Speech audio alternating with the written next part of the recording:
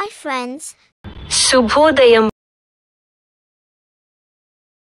ఈరోజు మనం ఒక కథ చెప్పుకుందాం. ఆర్యన్ రాజు కథ.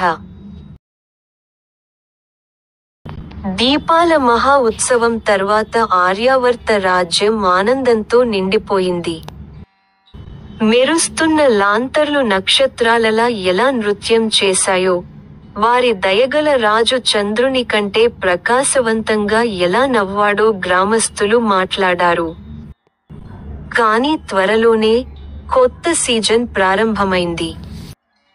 వర్షాలు ఆలస్యంగా వచ్చాయి. మరియు రైతులు ఆందోళన చెందారు.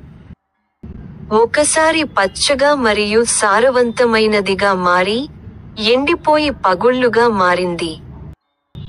ఈ సంవత్సరం పంటలు లేకపోతే ఏమవుతాయోనని భయం గుసగుసలు వ్యాపిస్తున్నాయి.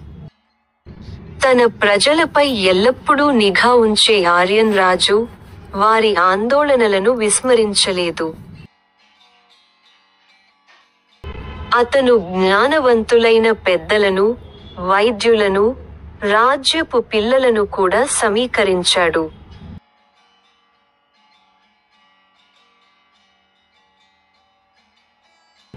ప్రకృతి మన స్నేహితుడు అని ఆర్యన్ మెల్లగా అన్నాడు. స్నేహితులను జాగ్రత్తగా చూసుకోవాలి.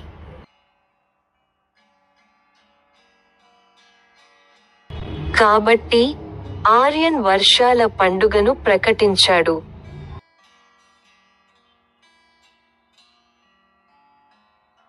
గ్రామస్తులు వీధులను బంతి పువ్వుల దండలతో అలంకరించారు.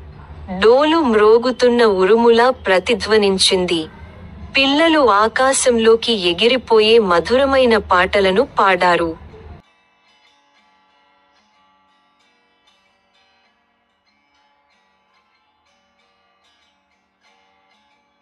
పెద్దలు పవిత్రమైన మంటలను వెలిగించారు, మరియు రైతులు ప్రార్థనలుగా విత్తనాలను సమర్పించారు.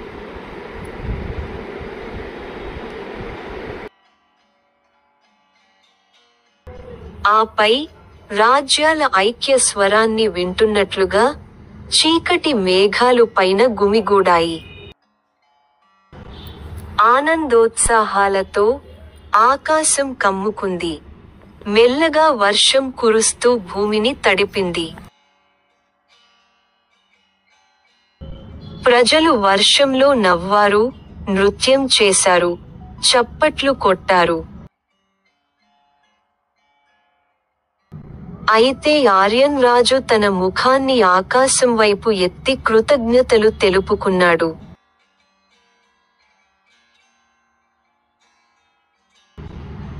ఆ రోజు నుండి, ఆర్యరాజు హృదయం స్వచ్ఛంగా ఉన్నంత వరకు, రాజ్యం ఎల్లప్పుడూ సామరస్యం, పంట మరియు ఆనందంతో ఆశీర్వదించబడుతుందని గ్రామస్తులు విశ్వసించారు.